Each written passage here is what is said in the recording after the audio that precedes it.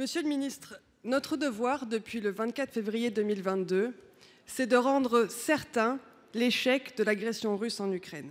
Et depuis que les Américains ont élu un impérialiste autoritaire totalement erratique, aux mains d'un autocrate impérialiste froidement calculateur, notre devoir, c'est d'être en capacité, comme Européens, d'assurer notre sécurité et de défendre nos valeurs de manière autonome aujourd'hui et demain.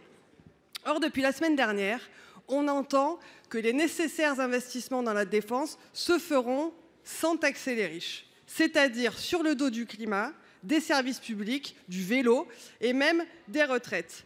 C'est terriblement dangereux et c'est complètement idiot.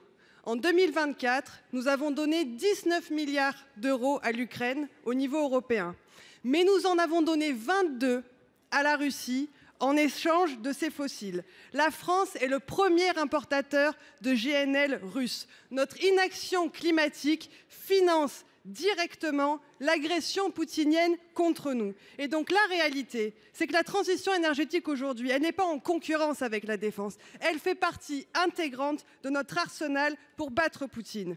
C'est la même chose avec la justice sociale. On ne peut pas, quand les classes moyennes paient en moyenne moins d'impôts que les plus riches, quand on a 210 milliards d'avoirs russes en Europe, quand avec la taxe Zuckman, on pourrait, en ciblant 1800 ultra-riches, lever 20 milliards d'impôts, demander aux Français de payer des chars avec leurs services publics et leurs retraites, pendant que des super-riches achètent des yachts grâce aux impôts qu'ils ne payent pas. C'est impossible. Si vous faites ça, vous minerez l'indispensable soutien citoyen à l'effort de guerre, mais vous jetterez par centaines de milliers des électeurs dans les bras de ceux qui préfèrent se soumettre à Poutine. Donc ma question, elle se résume à ça.